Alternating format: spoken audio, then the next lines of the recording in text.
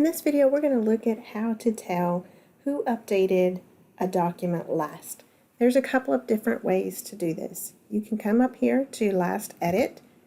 When you click on that, it gives you the version history, and it gives you a list of that history for every day. So on each day and time frame, you can expand that and then click into that area and see what was revised.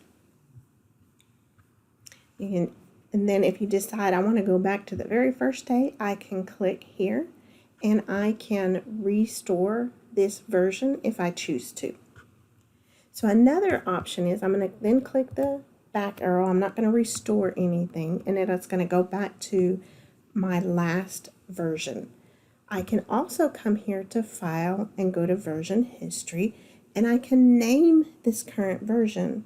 So that can help you know where you left off last, come back and forth to things. Or you can also click on See Version History, and it takes you to that section, kind of that same place where we did that last edit.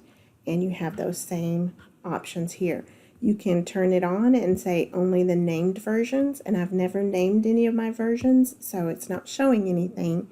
So just know that you will actually need to name them if you want. Hopefully you can see the use in that, but I can come back and redo. So this can be helpful whenever you're working with students and they're all collaborating together and somebody accidentally deletes something. You can come back to the version history and restore it if it's needed, or maybe you had a change in heart in what you wanted to do and you can go back and restore things. So if you wanted to do that, you just select the item that you want to go back to and click on Restore this version.